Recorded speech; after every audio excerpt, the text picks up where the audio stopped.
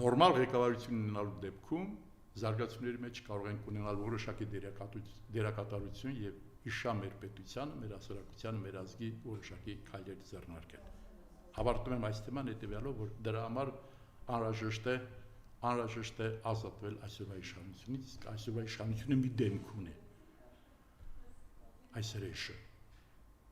այս ազգակործան պատուհաշ, այս Արուն Ռուշտը, որից պետք է ազատվել եւ կարծում եմ, եթե մինչեւ հունիսի 7-ը չենք ազատվելու, գոնե գնանք ընտրությունների արդեն այդ հարցը լուծած, արդեն կարողանալ հասկանալ, որ գնում ենք ընտրությունների, ուղղակի արդեն ձևակերպենք այն, ինչ դե ֆակտո ունենք։ Պետք է գնանք ընտրության արդեն սրանից ազատված։ Հիմա երրորդ հարցին, որը ինչ որտեղ առիթ տվեց, որ այսօր ես հյուրընկալվեմ հայելի ակումբում, 3 ասուլիսի ժամանակ լրագրողներից մեկը հարց տվեց, աննազգանունը, հարց տվեց Նիկոլ Փաշինյանին, թե Ռուբեն Հակոբյանը ձեզ տարբեր լրատվամիջոցների, այսինքն ելույթների ժամանակ իր գրառումներով ձեզ մեղադրում է պետական հանցագործությունների մեջ եւ գտնում է, որ դուք պետք է պատասխանատվության ենթարկվեք, պետք է պատասխան տաք։ Ընդ որում բերում է փաստեր, այդ փաստերին հիմա ես կանադառնամ եւ ասում է ինչ կարծիք եք այդ մասին, արդյոք համապատասխանում է իրականության այն փաստերը, որոնք պատճառ են դառնում, որոնց վրա հիմնվելով Ռուբեն Հակոբյանը ձեզ դիտում է, որ դուք պետական հանցագործ եք եւ պետք է պատասխանատվության ենթարկեք։ Միանգամից ինքը պատասխանում է ոչ։ Չէ, լրագրողը հարցնում է, դուք տեղյակ եք, ծանոթ եք այդ մեղադրանքներին։ Ինքը միանգամից ասում է ոչ, ասում է լավ, ինչ կասեք, ամենայն դեպս եթե տեղյակ չեք, ինչ կասեք այն ինչ որ ես ներկայացրեցի, ասում է ես արդեն ձեր հարցին պատասխան տամ։ Հիմա իմ ասածը հետեւյալն է, որը կարծում եմ ուրեմն լրագրողը Մանե Գևորգյան, երիտասարդ աղջիկ, շնորհակալություն աղջիկը շատ ճիշտ, առաջ անգամ եմ տեսնում լրատվադաշտում, շնորհակալ եմ, որ այդ հարցը բարձրացրել ես եւ ցանկանայի, որ այդ լրջությամբ շարունակես այդ ոլորտում քո գործունեությունը, լրագրությունը դա բավականին լուրջ, շատ պատասխանատու ոլորտ է եւ ճիշտ կլինի եւ ընդդիմության ներկայացուցիչներից եւ իշխանության նրանցից պատասխան պահանջել իրենց արածի եւ չարածի համար։ Ես դիտում եմ, որ այս քո հարցադրումը հենց դրան է վերաբերում։ Ինչ եմ ես ասել եւ հիմա պետք է կրկնեմ։ Ես ասել եմ, որ դու պետական հանցագործ ես։ Դու տապալել ես պետության մեջ սահմանադրական կարգը, բերել եմ մի օրինակ, որ դատարանների շրջափակումը, որը քո հրանգով եւ հրամանով եղավ, եւ ոստիկանությունը ապահովեց այդ շրջափակումը, դա սահմանադրական կարգի տապալում է։ Ես կուզենամ, որ այդ օրինակ ներքին գործերի նախարար, արդարադատության նախարար, ԱԱԾ-ի պետ, մարդու իրավունքներ, դատախազ եւ այլն, բոլորին նստացնես կողքն։ Եթե որևէ մեկը կասի, որ սա պետական, այսինքն սա սահմանադրական կարգի տապալում չի եւ կարող է ապացուցել, պատրաստ եմ ներողություն խնդրել։ Այդ նույն մարդկանց ներկայությամբ ես հիմա ասում եմ, դու օգտագործելով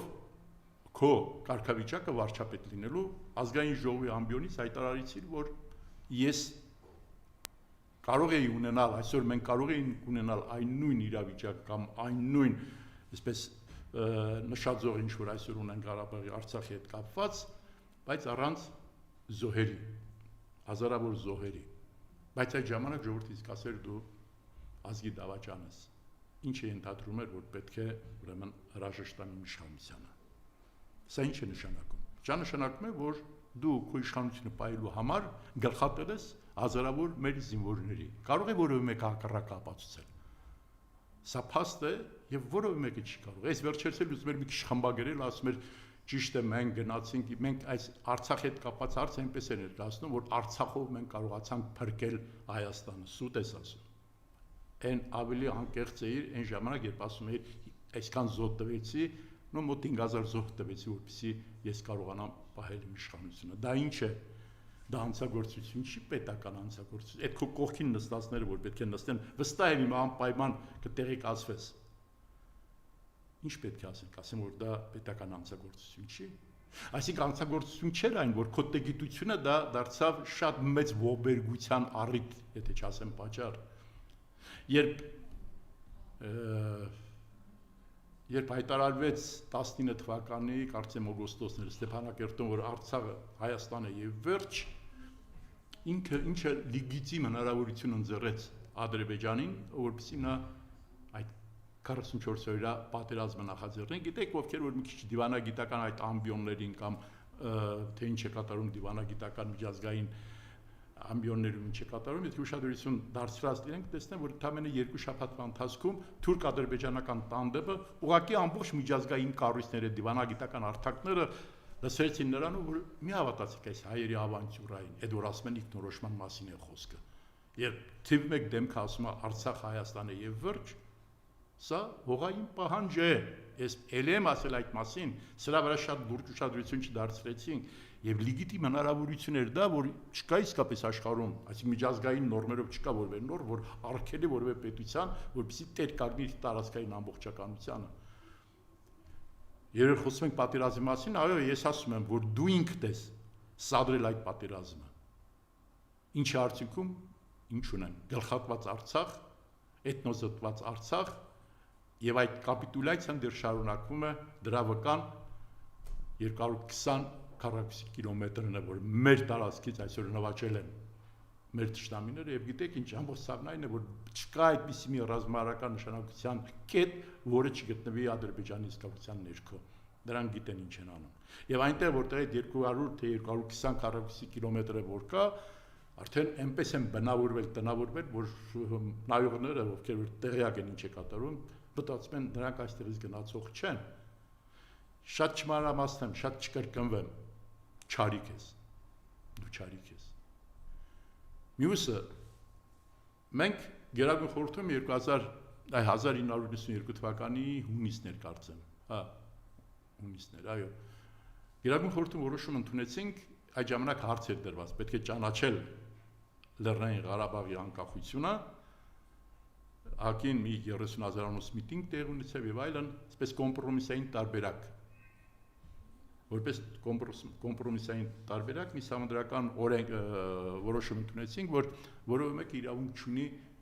Լեռնային Ղարաբաղը դիտել Ադրբեջանի կազմում։ Կրկնում եմ 92 թիվ ամառ։ Դուք 22 թվականի օկտեմբերի 6-ին Պրագայում ստորագրեցիր, հայտարարեցիր, որ մաս է կազմում Լեռնային Ղարաբաղը Ադրբեջանին։ Դրանով դու մի քիչ որ ծանոթանում ես այս ադրբեջանական մամուլին, նրանք շատ ավելի մանրամասն են գրում, հայտարարեցին, որ մենք օկուպանտ ենք եղել, այս ամբողջ ընթացքում օկուպացիայի ենք ենթարկել Ադրբեջանի, չգիտեմ, դեռ 20% այդպես են ասում, հիմա կարևոր չի 20, 10 թե 30%-ը, եւ միջազգային նորմերի սահմաններում այսօր միանգամից Ադրբեջանը հայտ ներկայացրեց, պահանջ, որ պետք է ռազմական կոնտրիբուցիա, պետք է հատուցման հարց է դրել մոտ 150 միլիարդ դոլարի։ Այն որ ասում ես հատիկ $4,000 մեքենա ես վերցնում, ասում ես տեսեք հետ են բերում թալանած եւ այլն։ Դուք մեր սերունդի, մեր երեխեքի, մեր թորների վրա գիտեք ինչ լուծ եք դրել։ Կա որևէ մեկը որ կարող է դեմ լինել կողքիդ նստածներից, որ ասի ոչ։ Նրանք չէ, ես ինչ որ ասում եմ փաստերն եմ ուղղակի արձանագրում։ Նույնիսկ հիշում եմ, որ նրանց եթե չեմ սխալվում հանձնաժողովի մեջլիսի հանձնաժողովի նախագահներից մեկը ասաց միջազգային փորձը նախադեպը առաջ բերելով ասաց, որ կան պետություններ, դա Հարավային Ամերիկայում է, որ երբ չեն կարողացել այդ հատուցումը, այդ վերադարձը կատարել, նրանք տերիտորիաներով են, հա, այդ վերադարձ հատուցումը կատարել, նկատի ունենալով, որ հարավելևս, որ իրենք ունեն Ղարաբաղյան, այդ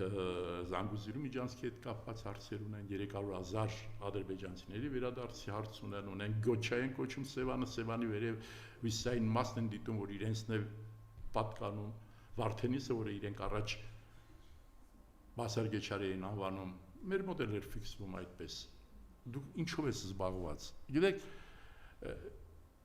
ես գիտեմ մի բան, որ դու շատ բաներ անում ես քո տգիտության պատճառով։ Բաներ կան, որ միտում մնավոր ես անում, դու սրբություն չունես իշխանություն պահելու համար պատրաստ ես ամեն ինչի։ Բայց բաներ էլ կան, որտեղ տգետ ես, օրինակ դիվանագիտությունից, քաղաքականությունից բացարձակ ոչինչ չես հասկանում։ Մենակ այն չափն ես հասկանում, թե ինչպես պահել իշխանությունը, ինչպես խոսեմ, որ պահեմ իշխանությունը, բայց դա էլ արդեն չի հասնում, որտեղ թե Արևմուտքը, թե Ռուսաստանը գիտեն, որ գործ ունեն անվստահելի իշխանատենչ մեկի հետ, որը տառապում է գիտությամբ եւ իշխանատենչությամբ։ Հիմա մենք այդ վիճակում ենք։ Ես չգիտեմ, բոլոր դեպքերում երկու օրինակ էլ բերեմ, այդ թղթակիցը ոչ բոլոր օրինակները թվարկեց։ Լրագրողը աշխատած ժամանակ դու զբաղվել ես դրամաշուրթությամբ։ Հիշում եմ, որ երբ հարցվեցին, որ քեզ Միքայել Մինասյանը փող է փոխանցել, այսպես մի լաչառի տոնով ոնց թե ես եմ իրեն պահել, ինքը ինձ փող չի փոխանցել։ Հիմա ասում եմ հետեւյալը ամենայն պատասխանատվությամբ։ Այն կերպարը, այն մարդ, այն անձնավորությունը, որ այդ փողը ծրարով փոխանցել է ազգային ժողովի խմբակցություններից մեկի, այդ խմբակցություններից մեկի ղեկավարի կողմից փոխանցել է քեզ ծրարով փողը, ինքը ասում է պատրաստ եմ գամ եւ ապացուցեմ, որ դա այդպես եղել, որտեղ ինքը եղել է մասնակիցը, եթե չասեմ, որ հենց ինքն է եղել փոխանցողը։ Եվ նաեւ ասել եմ, որ եթե ինչ որ ժամանակ է ֆիքսված եղել, մեր երկու ուշացրել են, դու նրան փոխանցել ես այդ ազգային ժողովի խմբակցության ղեկավարին, որ եթե այսօր մինչև այսօր այսինչ ժամը դա չփոխանցվեց, վաղը թերթում քո երնանից ելու եմ, դու դա ես եղել։ Դու նաև մի նոր փաստ էլ իմացա, որ այնպես ես հասցրել մեր գործարարներից մեկին հասցրել ես այն վիճակին, որ նա եկել է հենց խմբագրությունում քեզ ցեցել է եւ ոչ մենակ քեզ, եւ այնտեղ ինչ որ չգիտեմ տեխնիկայի հետ կապված խնդիրներ է ստեղծել։ Եվ երբ ժուրնալիստները, լրագրողական այդ կառույցները փորձել են հայտարարությամբ հանդես գալ դատապարտել, կանխել ես նրանց։ Փաստորեն այդ ծեծը դու քո մարմինը վաճառք ես անել, եւ դրա փոխարեն ստացել ես 40-50,000 $։ Ականատեսը կարող է դա գալ, ես կրկնում եմ, ամեն բառիս համար ես պատասխանատու եմ։ Վատ եմ զգում, որ նստել այդ մասին եմ խոսում, բայց ասում եմ, այսպես մի ոչնչություն այսօր ղեկավարում եմ մեզ, իմ պետությունը, իմ երեխաների, իմ թոռների ապագան, այս մարդը այսօր այդ մակարդակով է ներկայացնում աշխարհին։ Ընդհանրապես քո կերպարի հետ կապված, նաև գիտեմ ուրիշ դեպքեր սադրել ես, մայքից փող ես վերցրել, չես արել դա, հետո քեզ տարել փակել են ավանի տարածքներից մեկում։ Այսինքն քո կերպարը ներողություն, քո կերպարի մասին չեմ կարող որևէ լավ բան ասել, բայց նաև նույնիսկ ամաչում եմ ցիտել այն եզրույթները, որ դու օգտագործել ես։ Ես մի անգամ ազգային ժողովում ելույթի ժամանակ, երբ հրավիրված ինչ որ քննարկում էր, հիշում ես ինչ ես ասել ընդդիմության ասեն, երբ ասել ես ես ընդդիմությանը ես ինչ բանը կանեմ, ամաչում եմ ասել ինչ եւ ձեռքով ցույց ես տվել։ Ես էլ ասել եմ ղալատ կան, ես սրիկ ախր քեզ բաղուց ճանաչում եմ։ Քեզ կամ են այցե քարտո մարմնավաճառը, որ այդ մարդու Կարենի, այդ Կարենը հրաշալի տղա է, ճանաչում եմ իրեն, իր հորը, քերիներին, Վահեին, Վարանդին եմ ճանաչում, հրաշալի ազգային ընտանիք Բեյրութից։ Ես վստահ եմ, եթե մենակ լինեիր Կարենի հետ, չէիր համարձակվի։ Իսկ եթե համարձակվեիր, ազգային ժողովին նախագահ, ակաշները Չանթուլի նման ինքը կկտրեր։ Եվ դու քեզ թույլ ես տալիս նման բաներ անել։ Չես մտածում, որ վաղը մյուս օր կարող է դու պետք է պատասխան տաս, չէ՞, հիմա ամեն վայրկյան չի որ կլինես, ամեն օր չի կամ քո կյանքի ամբողջ ընթացքը այնպես չի որ կլինես տիգնապաններով, բայց պետք է պատասխան տաս, չէ՞։ Երկու օրինակ բերեմ ինձ հետ կապված։ Այդ քննարկումներից մեկի ժամանակ ուրեմն հրավիրվել էի, չգիտեմ, ինչ-որ քննարկում էր ազգային ժողովում, իմ բուլղարացի, այս մասին ասել եմ, բայց կրկնվելով մի անգամ էլ պիտի ասեմ, որ կերպարդ ամբողջացնեմ եւ ասեմ ինչու եմ քո նկատմամբ այդպես տրամադրված ազգային ժողովի նախագահ։ Զանգում ասում է, Ռուբեն ճիշտ է, որ ես չգիտեմ, չինական թե բան է, բազմամիլիոն տիրաժանոց մի թերթում գրված է, որ Հայաստանի ազգային ժողովի նախագահը թքել է քաղաքացու վրա եւ շարունակում է իր գործունեությունը։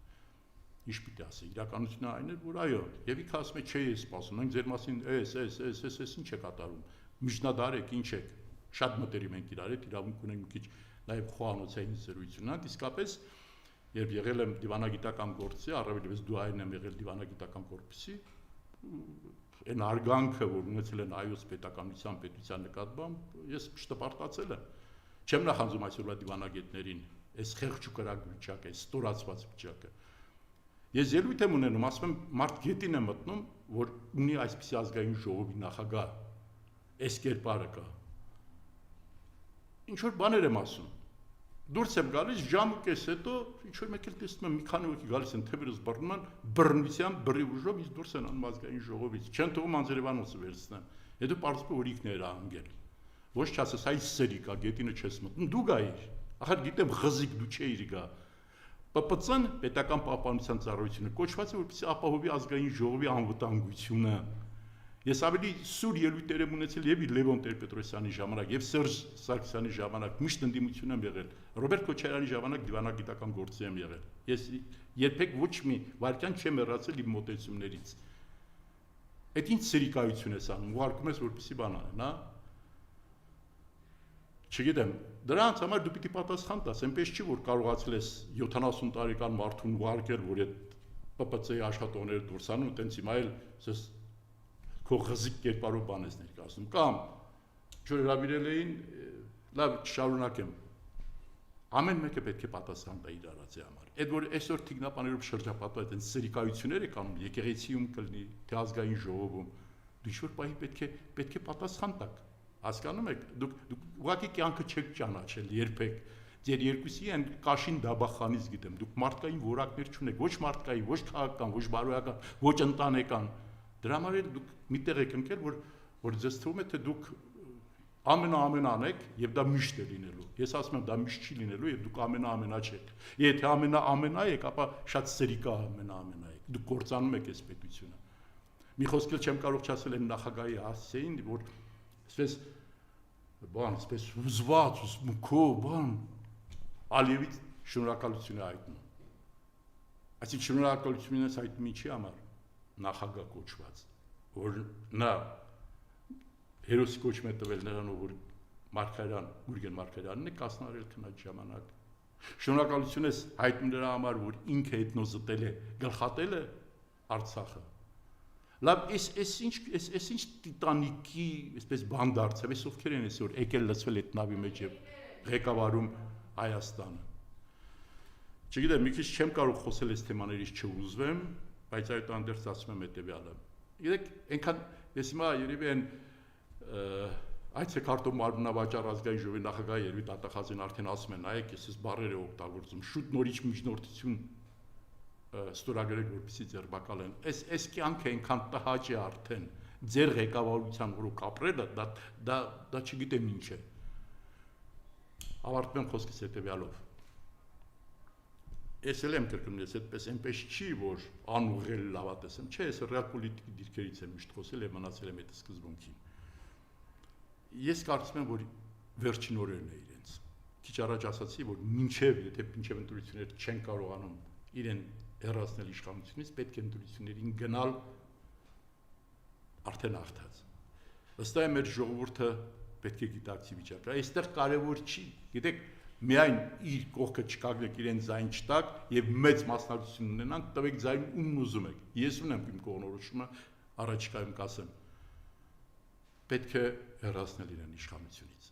Իրեն նույնիսկ ֆիզիկապես բան պետք չի անել։ Ինքը պետք է մի 20 հոգի կան, որոնք պետք է պատասխան տան այս ազգին, մեր պետության այս վիճակին հասնելու համար եւ նրանք պետք է փտեն բանտում իսկապես։